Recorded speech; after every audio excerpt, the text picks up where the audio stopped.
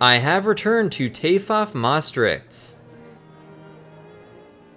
TEFAF stands for the European Fine Arts Fair, which takes place in the city of Maastricht, located in Limburg, the southernmost province of the Netherlands. TEFAF 2025 is an immense event, as 273 galleries and dealers from 21 different countries are all here selling museum-quality artwork and antiquities, spanning 7,000 years of history. This is one of the biggest annual events in the global art market, so it is a real privilege to be here once again after my first visit in 2023. TEFAF takes place inside the Mech Convention Center in Maastricht, and it's a sprawling space.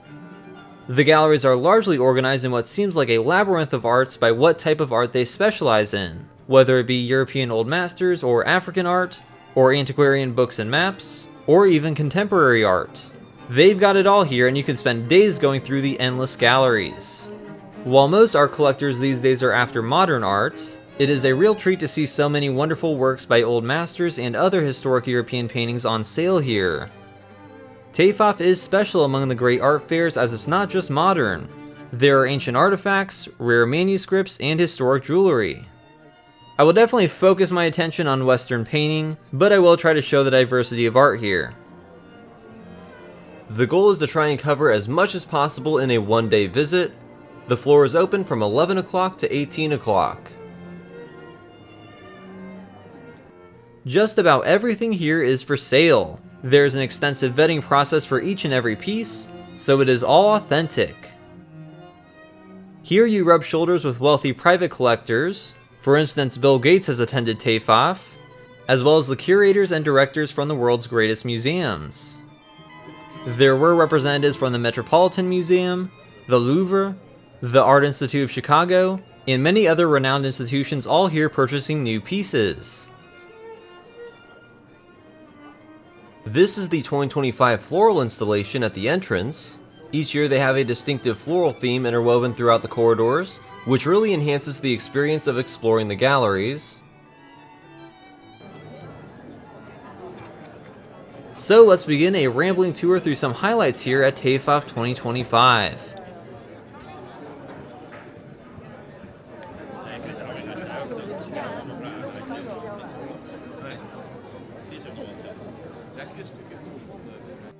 The first stop will be Landau Fine Arts. They always have a really impressive selection of works by big-name 20th century artists, and they have one of the most expensive pieces at TEFAF this year. This is Les Dormeurs, or The Sleepers, by Pablo Picasso. It is an excellent example of the vivid, aggressive neo-expressionistic style he pursued late in life, having painted this in 1965. It is a creative and raw fusion depicting his final muse and second wife, Jacqueline Roch. This work was selected by Picasso's longtime dealer, Daniel Henry Kahnweiler, as an exceptional example of Picasso's style and genius, so he had this hanging behind his desk for years. The asking price for this painting started at $50 million US. Les Dormeurs is next to a bronze Jean Arp sculpture. Landau has many other interesting pieces worth taking a look at, including some more Picassos like this flower bouquet drawing. Across from that there's this little abstract Kandinsky drawing. This is La Célèbre Fatima et sa troupe, a bold, colorful painting by Kees van Dongen from 1912. The belly dancer at the center is inspired by a dancer named Anita, who became one of the young artist's companions and models during his days in Montmartre.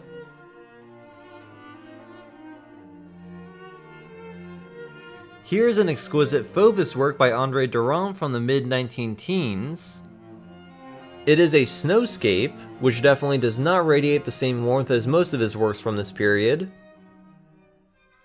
This is one of Giorgio de Chirico's Gli Archeologi pieces, highlighting the artist's return to classicism in the 1930s from his more so bizarre metaphysical works.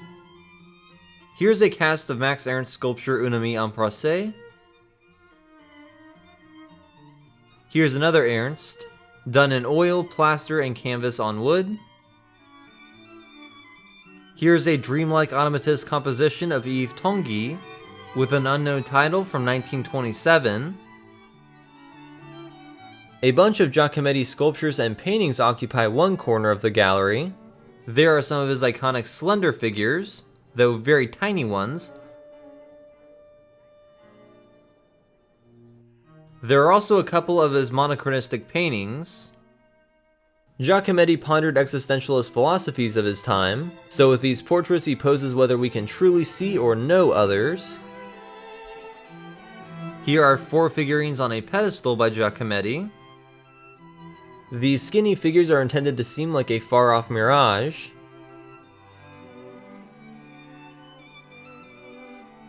Here is a colorful Spanish tanzarine or dancer by Alexei von Jelensky, done in 1909 in the midst of his involvement with Der Blaureiter group.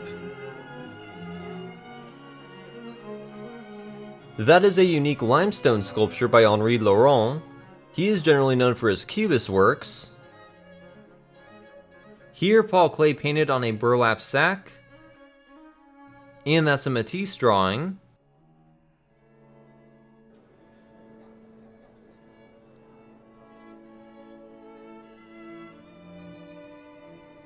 There is a huge Henry Moore sculpture of a mother and child on a block seat.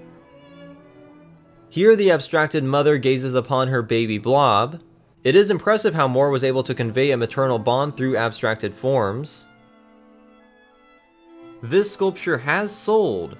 I wonder how much it will cost to ship this. There are quite a few figurative légers around this tiny Moore sculpture. That is the Family Group by Henry Moore. This first work by Fernand Leger is La Femme aux Clés, a woman with keys. I like this drawing of a Grand Parade from the early 50s. He did love a good circus. This is L'Équipe en Repos, some men resting with a bike. And this is a Leger still life, Le Compotier from 1948. While Landau's specialization stops before the emergence of pop art, Leger's Tubism was definitely a forerunner to pop. Last but not least for Landau, here is another work of Pablo Picasso. This is a Femme dans un fauteuil, an abstract portrait of his lover Marie-Therese Walter, which he made just a month after meeting her in 1927. They had this here a couple years ago, so it is not sold. Applicat Présent has some neat works by mid-century European abstract artists. This is an excellent work of Karel Appel of the avant-garde Cobra group from 1953, definitely showcasing the cardinal tenets of the group like violent brushwork and vivid colors.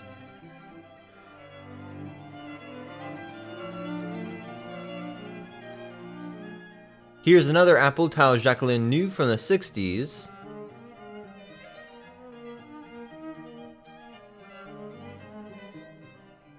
Here is Les Barques or The Barges by the prominent French abstract artist Nicolas de Staël from the 50s. That you may identify as a work by Yves Tanguy. It's even signed by him. However, it's not a real Tanguy, it's an appropriation. An artist named Oscar Dominguez mimicked his style, and with a surrealist it was common to collaborate on works or sign your name on someone else's piece, so this was probably made during World War II in an attempt to raise funds for resistance efforts. It was sold as a real Tanguy to get more money out of it. That's a Metamorphose Animale by André Masson. Here's a small Pierre Soulages from the 1950s. He was known for these thick black brushstrokes against lighter backgrounds, exploring texture and color. This is another de Staël piece from 1951 titled Composition Claire. You can really see his thick impasto style here.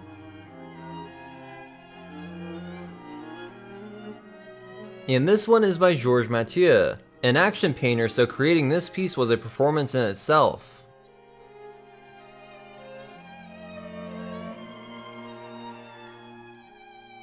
Oh well, would you look at that? There's another Picasso. It's the Nu allongé et buste d'homme, or Long Nude and Bust of a Man from 1964. Here is a Basquiat and a Christo at Van de Weg. The Christo is an illustration from a 1968 project to wrap the Chicago Museum of Contemporary Art. And this is a Basquiat sketch from 1982.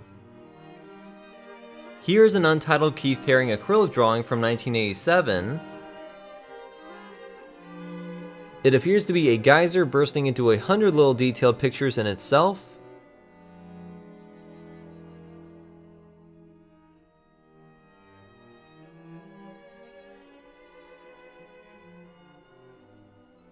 This is a small circular abstract work by Joan Mitchell.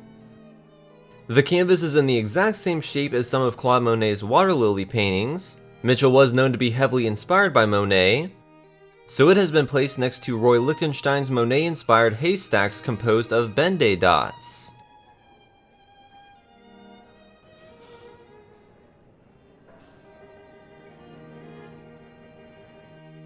Here's a Magritte juxtaposed with a Calder. This is L'Invention du Feu by Rene Magritte from 1948. I suppose that nude woman is going mad. And here's a little metal and wire standing mobile by Alexander Calder. There's a pair of Warhol flower silk screens. That is from Jean Dubuffet's Parachifra series. This is Dots Obsession by the Dots Obsessed Yayoi Kusama. It's a bit monochrome. A lot of her works are much more colorful. That is a small Gerhard Richter abstract piece from the 80s.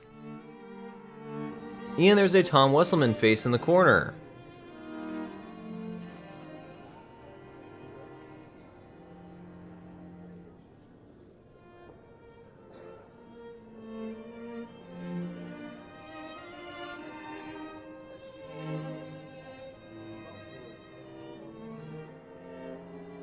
This dealer has new pieces by some of the most sought after artists working today, like Anish Kapoor with this brand new dish.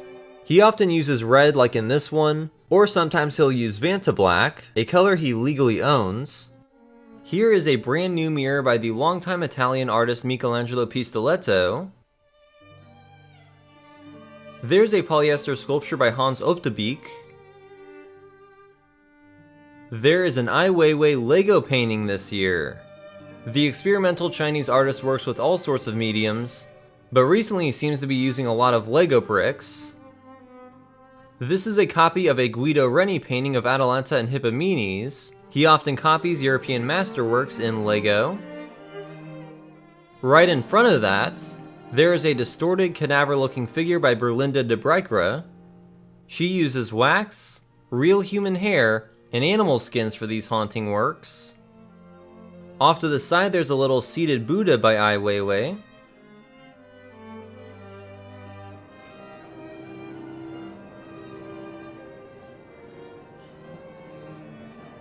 I just happened to be passing by another Warhol silkscreen in the corridor. That's fellow artist Josef Beuys. It seems Skarstedt has some good pieces. For example, a relatively small abstract canvas done by Joan Mitchell in the 70s. That's a Giacometti sculpture.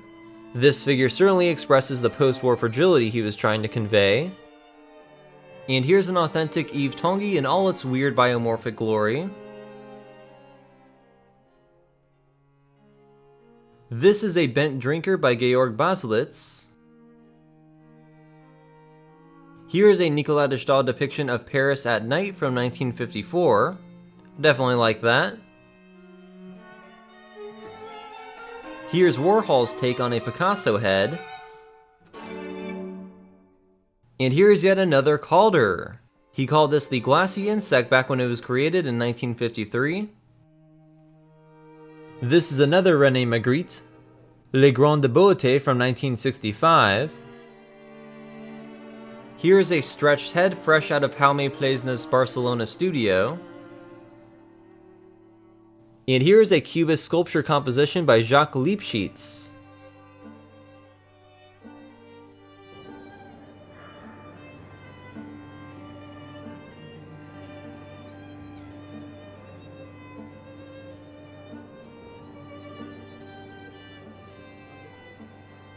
These hyper-realistic sculptures of naked ladies are by John de Andrea. So far, I've only been at a single junction of the TEFAF show floor. There's nearly 300 galleries, so I need to move on to some new sections.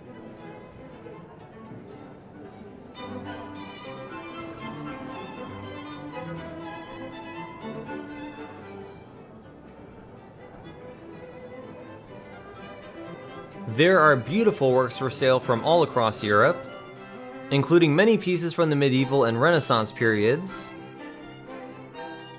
This is a Paliotto, a silver altar screen from 18th century Palermo. Alright, here's a first old masterwork, the Apotheosis of Venus and Diana by the Mannerist painter Lorenzo Sabatini of Bologna.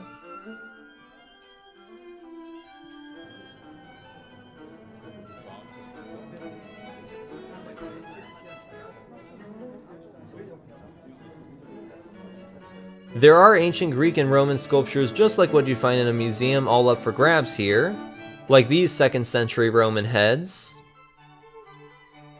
This is a Catalan wood-carved Virgin in Majesty from the late 12th century. These are carved capitals from churches in southern France dating from the 1300s. That is a magnificent, finely decorated reliquary casket from Limoges, France, dated to the year 1200.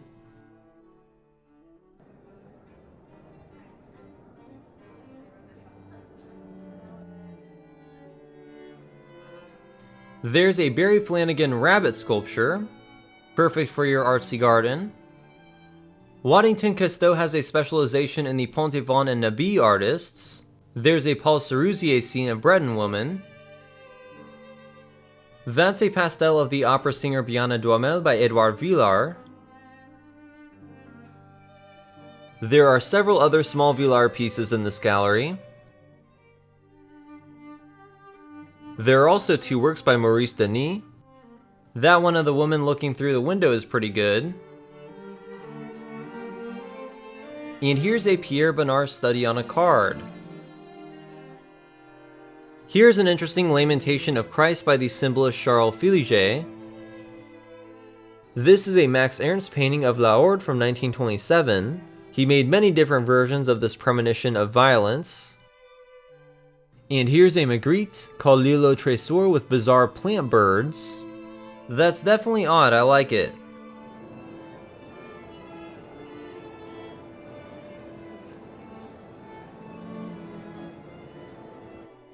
That is Andy Warhol's portrait of Nico Williams, the singer for the Velvet Underground who performed in Warhol's Exploding Plastic Inevitable events. I am pleasantly surprised to see this here, a watercolor on paper by Edward Hopper. It is a characteristically simple and lonely scene of Gloucester houses, or houses on a hill, set in 1920s Gloucester, Massachusetts, a typical New England town. I have never seen a work by this fascinating 20th century American artist in Europe, and I don't know of any European museum collections that have his works. There are also several etchings by Edward Hopper, like this charcoal sketch of a house in Gloucester. His works often have a glaring sense of isolation emanating from them. I particularly like this one, Night Shadows. Here's a Louise Bourgeois drawing from the 60s. She is more so known for her giant spider sculptures. There is historic and contemporary pottery from around the globe at TEFAF. That's another Basquiat drawing called Asbestos. And here's another Nicolas de Stael piece on paper. Here are 2 classic Joseph Albers studies for the Homage to the Square from the late 1950s. There's a Rodin cast of the Age in bronze. I love the texture and blue tones on this Pierre Soulages painting from the 80s.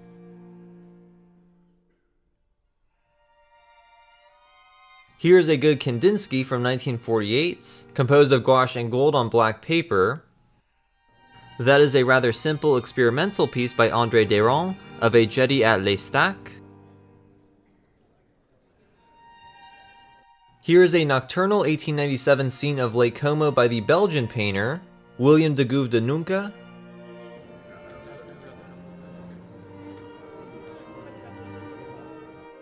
Rushing over to lunch, I spot an impressionist work in the corner of my eye. It turns out to be an Alfred Sisley scene from 1891. Below there's another cast of Henry Moore's Family Group. There's also a Sublime Camille Pissarro picture from 1881. I also spot a Camille Claudel sculpture. It's a bronze version of L'Abandon, a rather erotic work she created during the height of her relationship with Auguste Rodin. Those colossal Egyptian-inspired vases are awesome. Yeah, I'll have those, please. There are a couple of special loans from European museums on view at TEFAF this year, so these pieces are not available for purchase. First off, we have some selections of Modernist masterpieces by Belgian artists from the Royal Museum of Fine Arts in Antwerp. This is Autumn by Rick Walters from 1913. He was a Fauvist from Brabant with a tremendous ability to capture light and emotion, as shown in this piece. James Ensor is one of the best known Belgian modernists. This is a provocative masquerade from 1889. He would often feature fantastical imagery at a time when it was not too common. And here are Flowers and Vegetables from 1896. He really was ahead of his time, and would be influential on the Surrealists later on. And this is The Rhythm of Light Waves, Street plus Sun plus Crowd. It's an explosive, intense futurist piece by Jules Schmalzagog. There are a number of exceptional works selected from the Museo e Capodimonte Bosco in Naples, Italy on display here. The historic royal palace of the Bourbon Kings of Two Sicilies is currently closed for renovation, so let's check out these masterpieces. This is a crucifixion by Antony van Dyck, with a dramatic contrasting sky. This is one of several versions Van Dyck created during his time in Italy in the 1620s. It was probably created for private worship, and really highlights Christ's loneliness during the agony. Here is St. George Slaying the Dragon by Lelio Orsi. This 1550 piece is among the best known by this Mannerist painter. This is a historical scene of King Charles of Bourbon, who originally built the Bosco de Capodimonte as a hunting lodge, meeting with the Pope in Rome. And here the king is shown visiting St. Peter's Basilica. The artist who King Charles commissioned for these scenes, Panini, was very popular amongst Northern Europeans during their grand tours of Italy.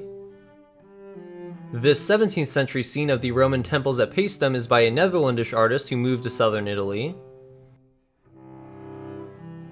That's a small bronze by John Bologna showing Hercules in his fourth labor, which required carrying a big boar over a long distance. Here is a magnificent and colossal Judith scene by Artemisia Gentileschi, perhaps the greatest female artist of the Baroque period. In this scene, after killing Holofernes, Judith and her maid are attempting to make their escape from the Babylonian camp by candlelight. There is excellent use of chiaroscuro in this large painting.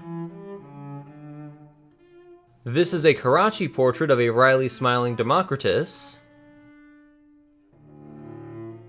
This is a 1543 portrait by Titian. It depicts the Duke Pierluigi Farnese in his military regalia. He was the son of future Pope Paul III. This is a Singing Woman by Bernardo Cavallino. In the artistic battleground of 1630s Napoli, he was attracted to Caravaggioism over Carracci's popular classicism. And they are not sure who that bust is supposed to represent. It's either a king of Naples or a duke of Calabria. These works were phenomenal. I hope to see them at home in Naples sometime. TEFAF has a museum restoration fund, and each year they choose a museum to sponsor. This year it's the Musée Condé at the Château de Chantilly in France, which is an astonishing place to visit just north of Paris. TEFAF has helped to restore the early 15th century Book of Hours of the Duc de Berry, which is known as the Mona Lisa of prayer books. The illuminated manuscript was painted and decorated by the von Limburg brothers of Nijmegen, which is not too far from Maastricht and Limburg. The book outlines prayers and the hours and months in which those prayers need to be said with exquisite artistic detail. Here are what the pages of the 12 months look like. The real book will be displayed at Chantilly in a special exhibition this summer and fall, which is really exciting.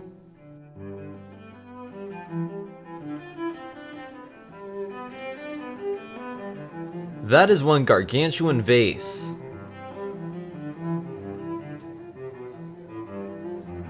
Now let's go check out some of the old books and manuscripts.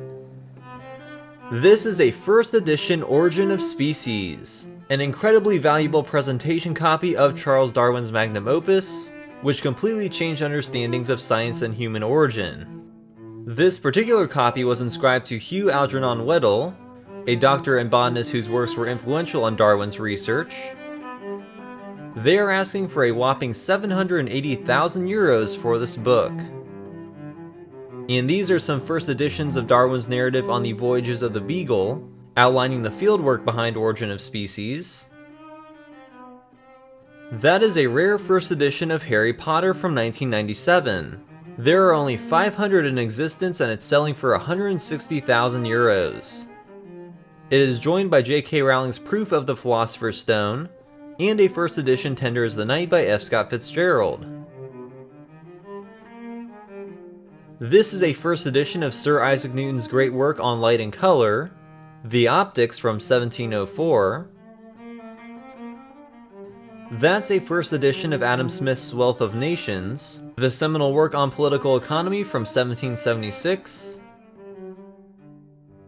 The Peter Harrington Gallery from London not only has all these great antique books, but also some Picasso prints. There's a print of Andy Warhol's famous electric chair, and some Matisse drawings.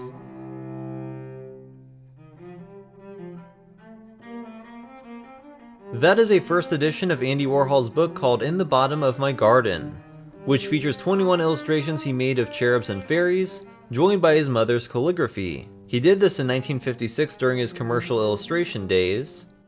Here are some first edition philosophical works by Pascal, Schopenhauer, and Kant. This is incredible, an authentic Shakespeare's Second Folio from 1632. Published 9 years after the posthumous First Folio, this second compilation of William Shakespeare's plays and poems included the first ever published poem by John Milton. It's going for 600,000 euros. And that is a beautiful 1896 Kelmscott edition of Geoffrey Chaucer's The Works. The book itself was designed by William Morris, and is encased in a beautiful Renaissance-style binding.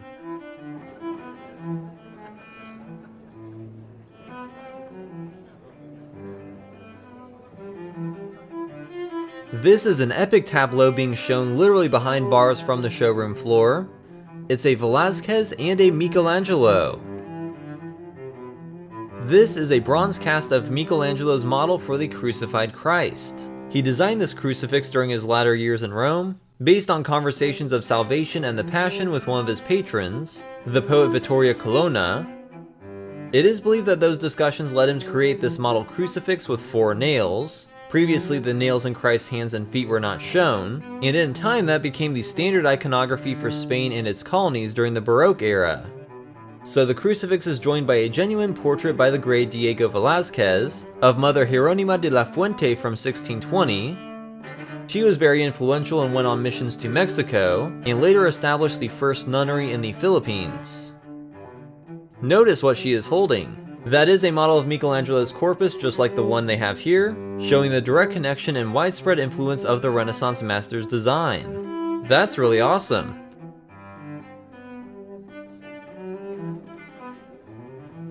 This is inside the medieval illuminated manuscript shop. There are arts from across all epochs of Asian history, like this 14th century skanda from South India. Here is a painting by Alberto Savinio, the brother of Giorgio de Chirico. Here is some concept art by Christo for his wrapped Pont Neuf project from 1985. when he wrapped up the oldest bridge in Paris. Okay.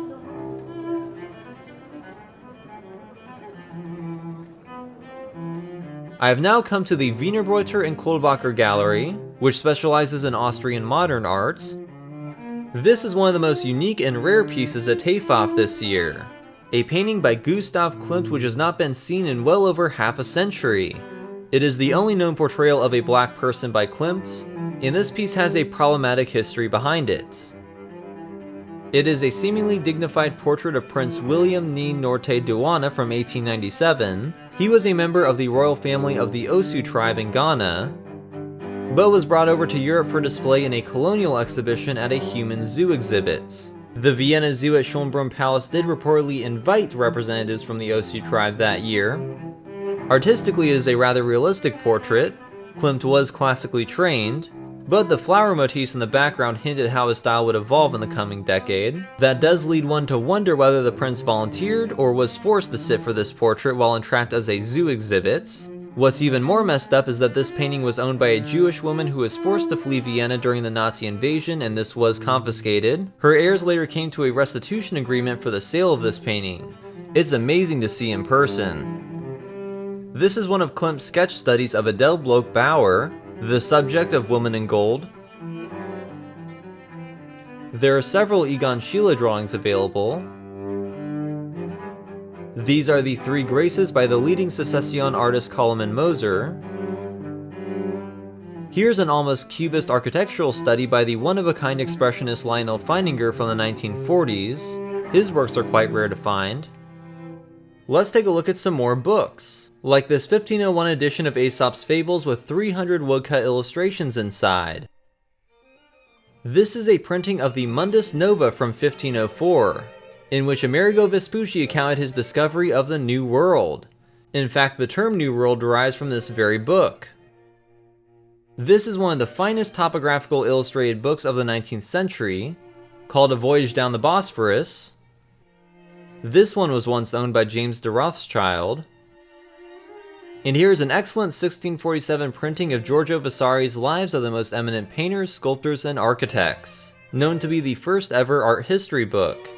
It is a beautifully bound copy originally made for the wife of Fernandino de' Medici, the Granduca of Tuscany. There are some fantastic Japanese prints nearby. There are some Nishikie woodblock prints from Hokusai's Mount Fuji series of the 1830s which are gorgeous, especially this snowy portrayal. This is a captivating Hokusai woodblock print from the Tour of Waterfalls series.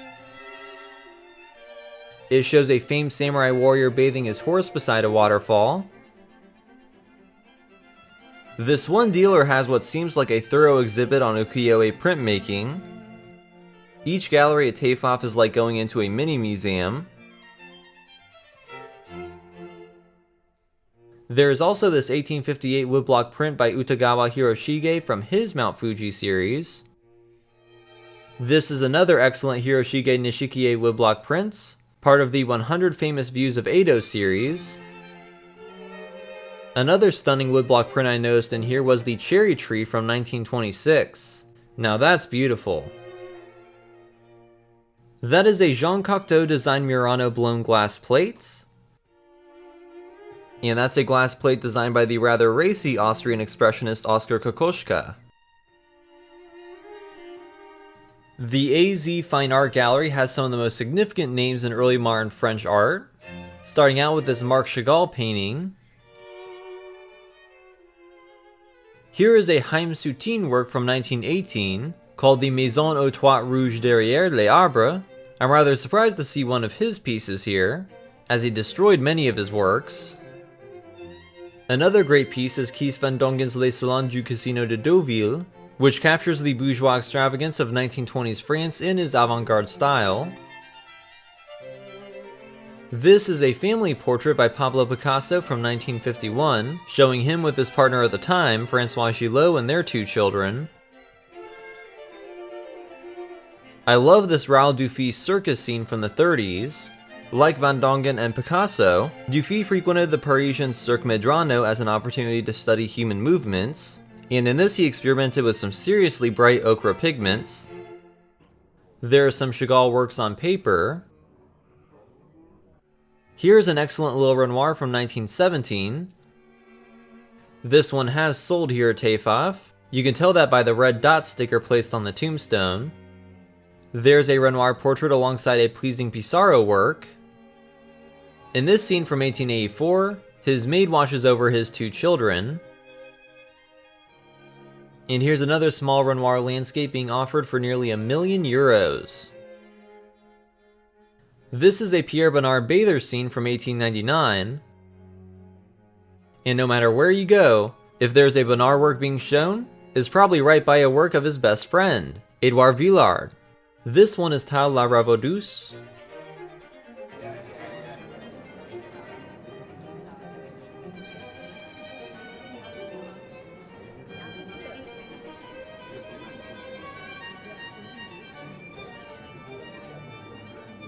These are some cool pieces by Ed Templeton, who is more famous as a skateboarder.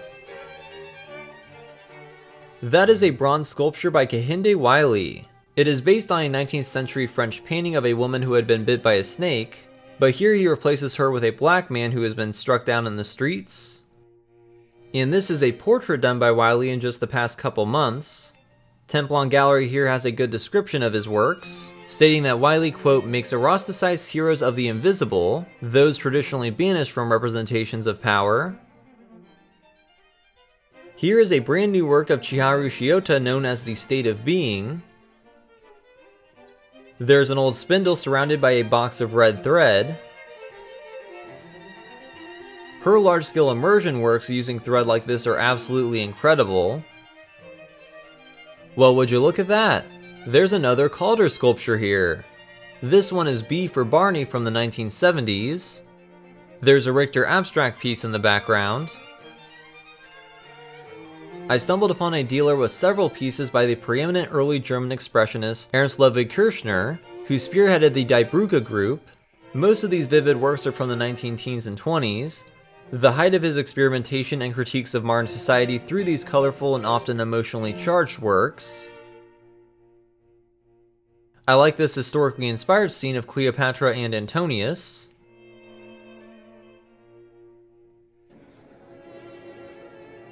I love these Art Deco furnishings.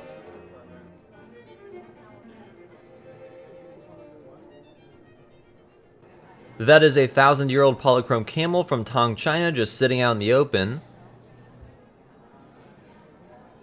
There are some small casts of modern French sculptures here, like Auguste Rodin's The Kiss, and Antoine Bourdel's Heracles the Archer.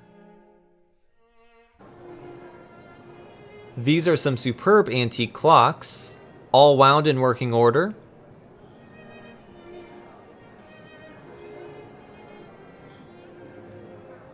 This dealer has a glorious setup of 18th and early 19th century French objets d'art, with everything from authentic Sèvres porcelain to that big portrait of Emperor Napoleon.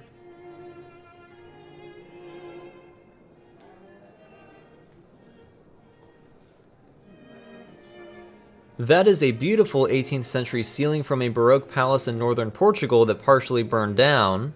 I saw this here a couple years ago, so there's been no takers for the ceiling so far.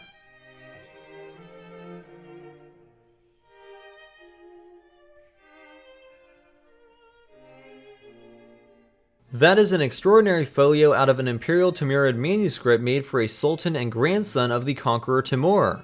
It is essentially a 560-year-old highly decorated visual representation of a prayer.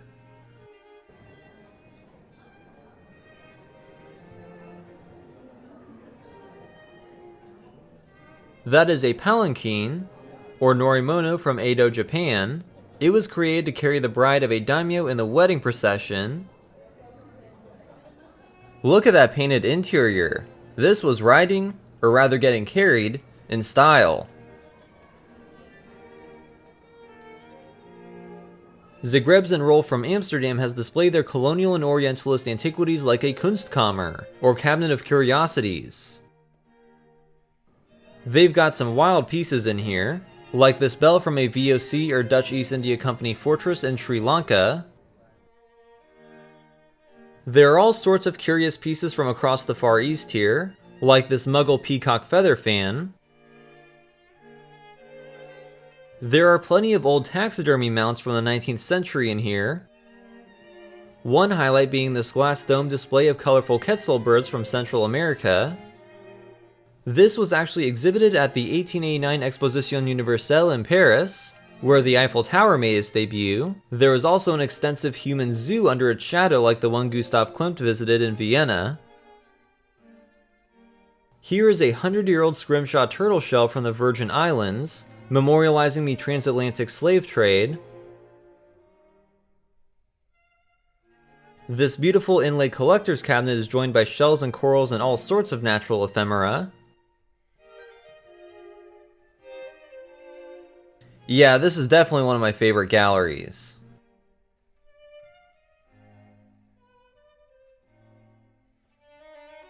There are centuries-old tapestries from Brussels and the Gobelins of Paris available. There are also lots of Orthodox icons from Eastern Europe and Russia. This 17th century Russian icon depicts the martyrs St. Floris and Loris. These marbles were modeled off of Canova sculptures. This is a coral tapestry, embroidered with coral beads and silver threads from 18th century Sicily.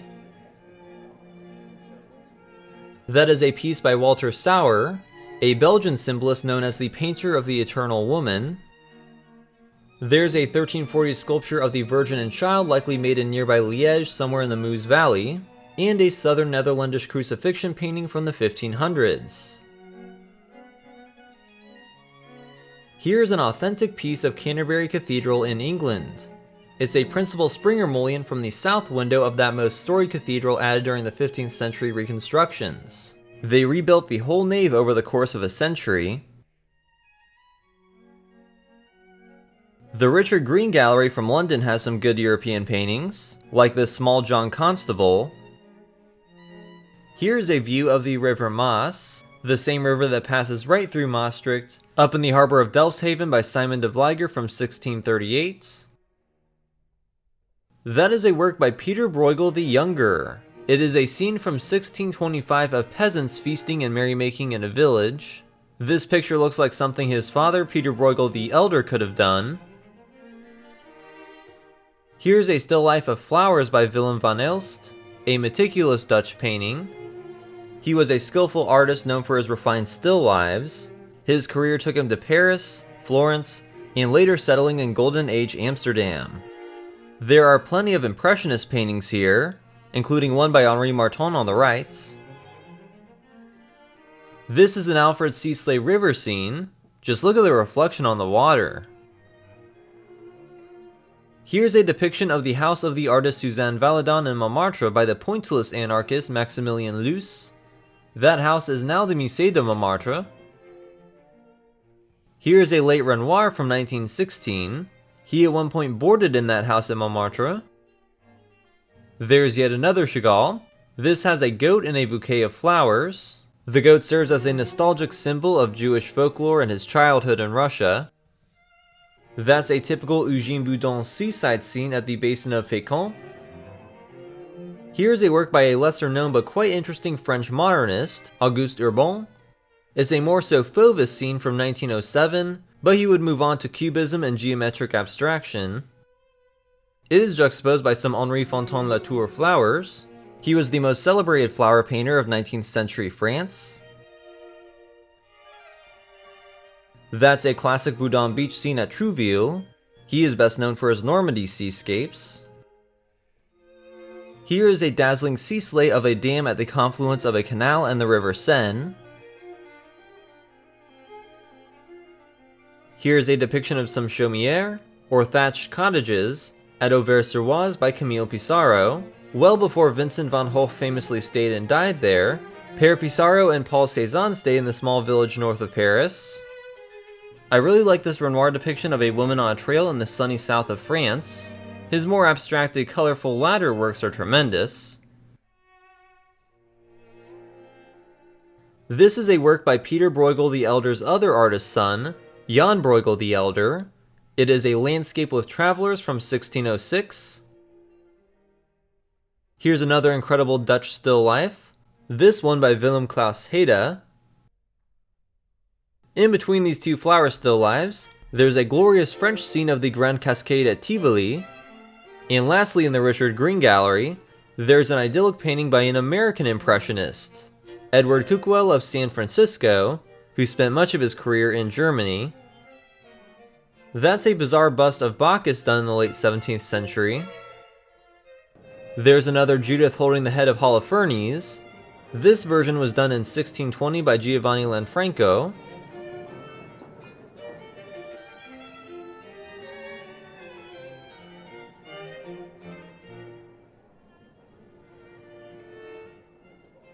Here's a still life of fruit and flowers with a hand by Jan Davids de Heem, one of my favorites of the old Dutch masters. And here's a Jan Hackert scene of a 17th century hawking party where they go hunting with falcons.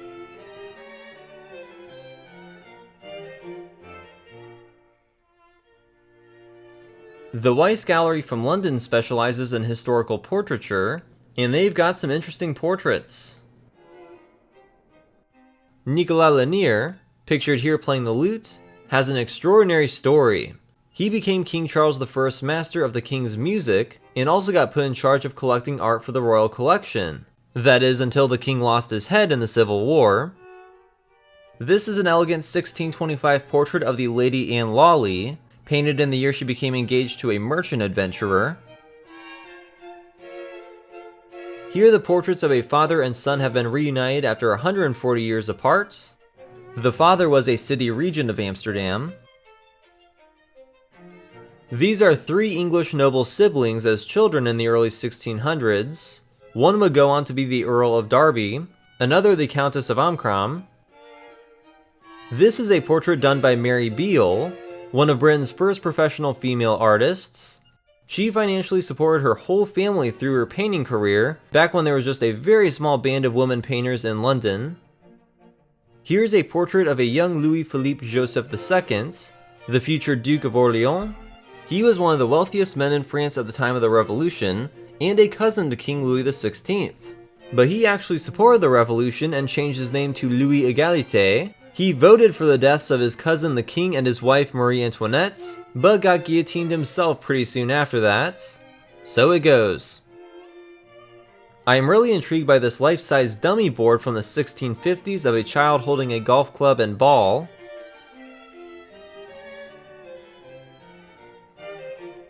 I stumbled upon another Boudon.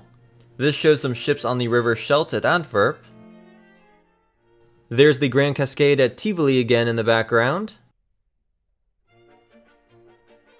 These are by a noted French romantic painter, Hubert Robert.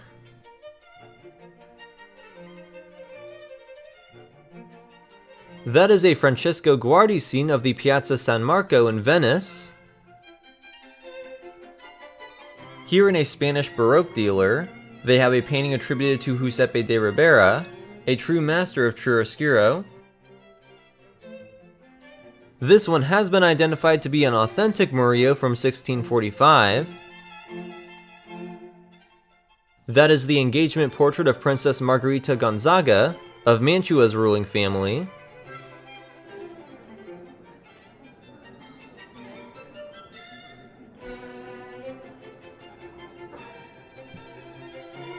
The M.S. Rao dealer out of New Orleans, Louisiana has a mind-blowing gallery, with works by two incredibly rare artists to be found on the market. This is one of them, a painting by Sir Winston Churchill. Yes, the legendary wartime British Prime Minister, arguably among the most influential figures of the 20th century, was himself an artist.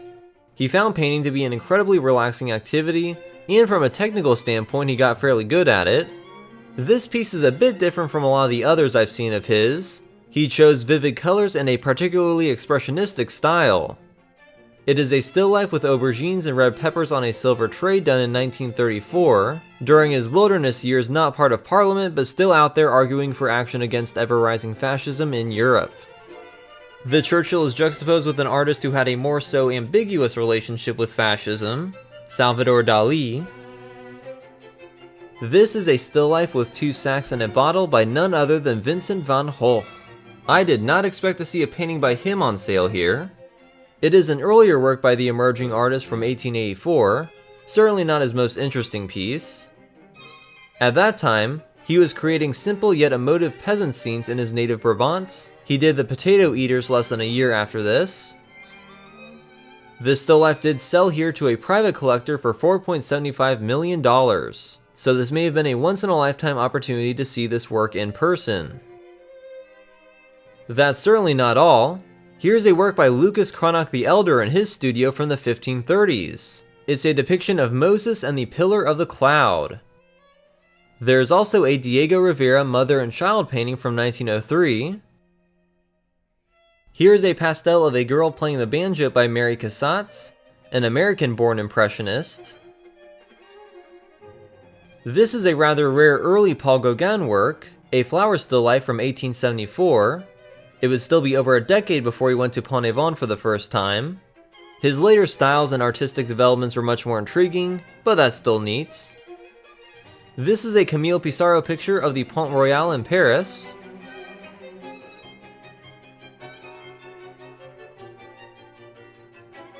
This is a rare masterwork by Marinus van Remusvalla. A 16th century citizen of Antwerp would understand the satire behind these 2 ugly tax collectors, with their jewels strewn about the table going over the record books. It is placed next to a Renoir portrait of a young girl. This is Les Cyclerons by Marc Chagall. That's a gentle Renoir landscape. Here is a Claude Monet painting. It's a view of Giverny from 1886. So it's a scene he did during his early residency in the idyllic village where he would create his iconic garden. This is the Carnaval du Sage by Rene Magritte. As usual, his works are cloaked in mystery. And that's another Chagall for good measure. There are plenty of dining options here at TEFAF. Some bars and restaurants are placed right in between the galleries. These fish are just meters opposite from the Van Gogh. That is an extraordinary Orientalist frame from the early 1900s. This was a rediscovered masterpiece by Bartolomeo Manfredi. His works are a fusion of techniques employed by Caravaggio and Ribera. There's a tree by Alfred Sisley. And some still lifes by Renoir and Bernard. That's a 1920s depiction of a high-class hotel dance in Berlin by Willy Sluter. There's a Kiesvendongen on the right and a Karel Appel on the left. And that's The Crown Fool by Paul Klee.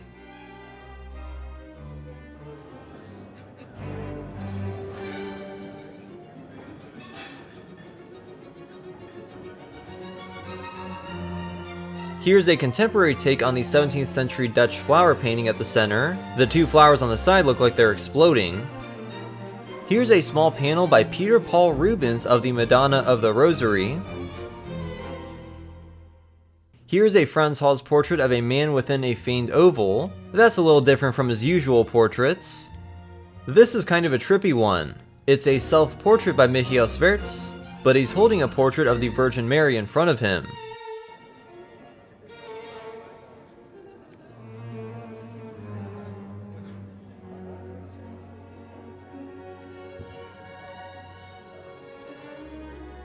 This is an epic naval battle. It is one of the most outstanding works by Willem van de Velde the Younger, part of a series commissioned by Admiral Edward Russell in 1698 for his Chippenham Park estate in Cambridgeshire.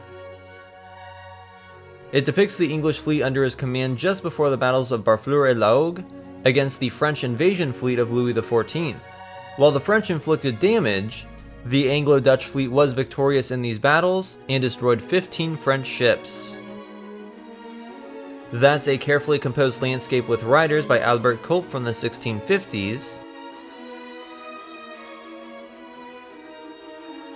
This is considered to be among Meindert Hobbema's finest works, though it has the spontaneity of a sketch. David de Koninck was famous for his animal paintings. This one has a peacock, roosters, and rabbits. And there's a Heda bouquet still life from 1642, accompanied by actual flowers. That makes for a wonderful tableau.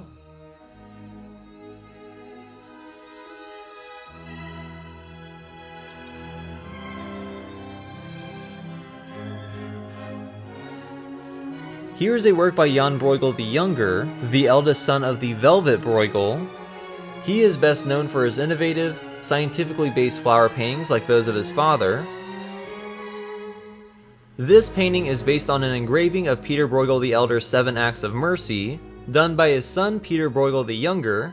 He did change it a bit by emphasizing the secular nature of the values of the 7 Acts of Mercy.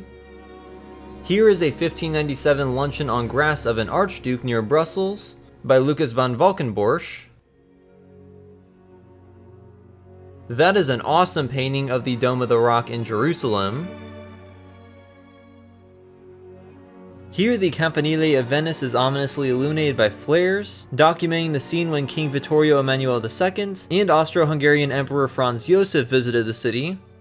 It had been part of the Austrian Empire just 9 years prior.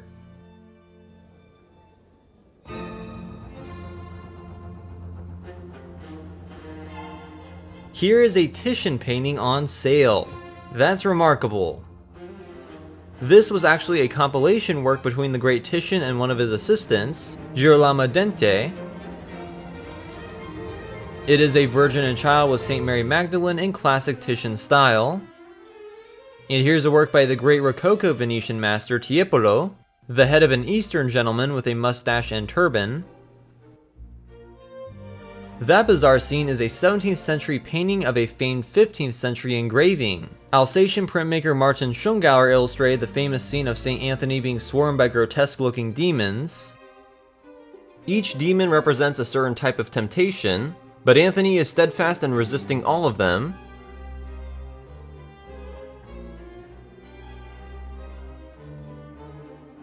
This is an 1807 portrait by Francisco de Goya.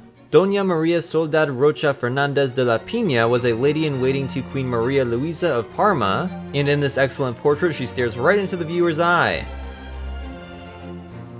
Some galleries have their own backstage hangout rooms, which are often adorned by valuable art pieces. There's a small Magritte painting in this one. Here's a pencil and watercolor sketch by J.M.W. Turner of the Splugen Pass in Switzerland. That is a majestic little landscape. Here are some works by the spatial artists Lucio Fontana and Yves Klein.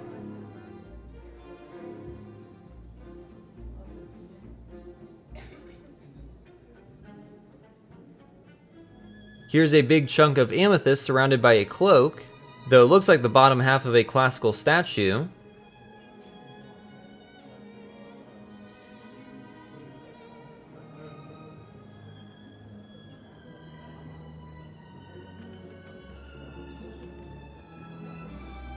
Well, the show floor is about to close and I'm rushing to squeeze a few more things in. Honestly, one could spend every day of the fair in here and find new things all day long. I spotted another quintessential Frans Hals portrait. Johann Klaus Lou here looks like quite the distinguished gentleman. Here's a 1587 painting by Annibale Carracci of the Holy Family with infant St. John the Baptist. There's yet another Guardi Venetian scene. Here's an early 17th century Tower of Babel. This is an excellent work of Peter Bruegel the Younger from 1627, of a raucous village festival. It is set on the day of St. George's Kermis, and the villagers can be seen dancing around the maypole.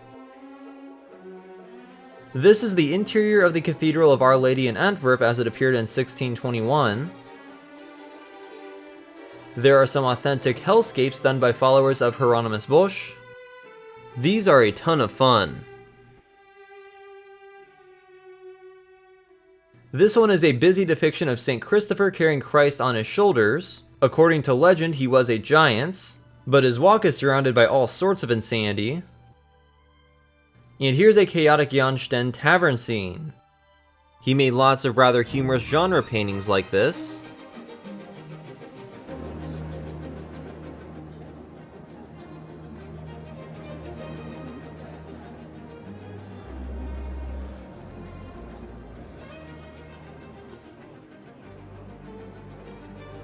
Oh yes, here is the armory.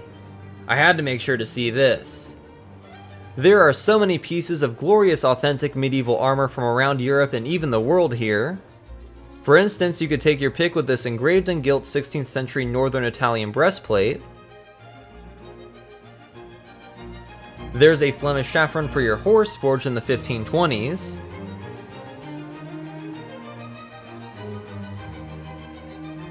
There's even a full samurai armor set. So cool.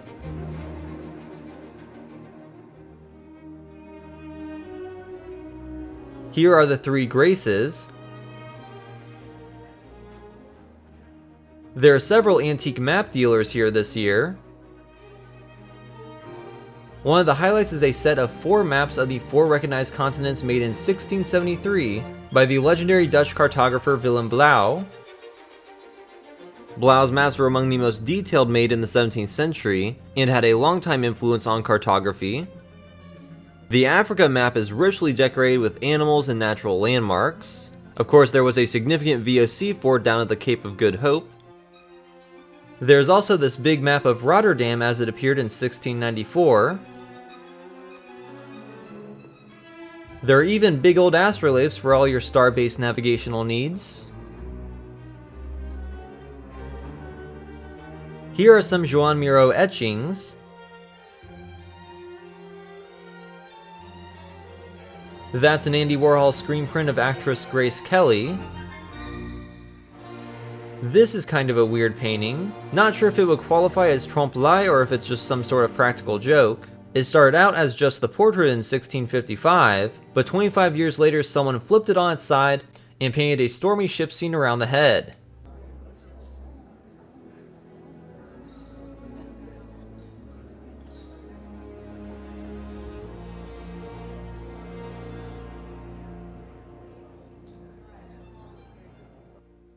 This is an exploded skull by Damien Hirst composed of sterling silver. Here's a Warhol screen print series of Queen Beatrix of the Netherlands, certainly appropriate for this fair happening in the Netherlands. There are several galleries filled with both historic and contemporary African arts.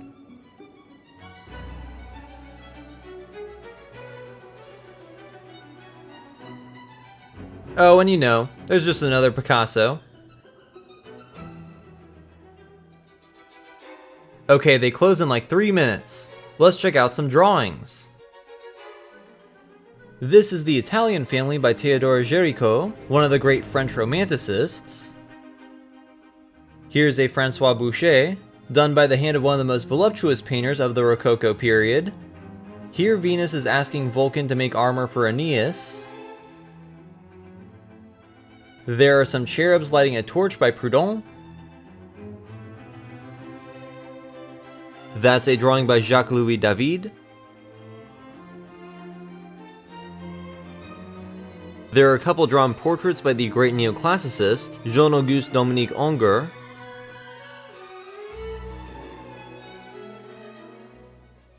And there's a little pastel by Eugène Delacroix.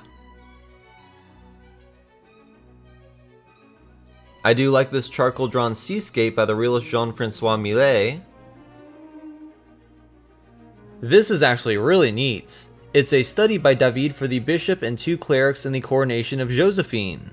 These figures can be spotted in the real painting in the background between Napoleon and Josephine. That's a distorted self-portrait by Francis Bacon, an etching done in 1983. Here is a concept drawing and plan by Christo for his Umbrellas project, in which a field of umbrellas 18 miles long and 1.5 miles wide were installed in California and Japan. They closed that installation early after an umbrella fell on a woman and killed her. Here are some more small drawings by Joseph Mallard William Turner. This is a misty view of Givet on the River Meuse. That is Turner's take on Jerusalem. Though he traveled a lot, he never got there. And these are the Cedars of Lebanon from 1832. And to finish out this year's TEFAF in a minimalistic fashion, here is the Nominal 3, a 1960s light installation by Dan Flavin, one of the most famous minimalists. So that was TEFAF 2025. It was a real honor to be back and I enjoyed it so much, so I want to give a big thanks to TEFAF for allowing me to film once again and share their incredible event with you. Also want to give a shout out to my friends in Maastricht for going with me. It is an experience like no other, walking around and seeing all these seemingly priceless works of art that you expect to find in a museum. If you wish to attend in the future, I recommend you do so as it is open to the public on most days. Regardless, I hope you enjoyed this meandering tour through the European Fine Arts Fair. If you did, then please support this channel by liking the video, sharing it, and subscribing to my channel. Also take a look through my arsenal of content. I have filmed a variety of museums and historic monuments in America and Europe, including several videos on the fascinating city of Maastricht. I do have a Patreon if you are so inclined as to directly support my efforts to document and educate about art museums and exhibitions around Europe and the United States, and hopefully around the world in the future. Thank you so much for watching.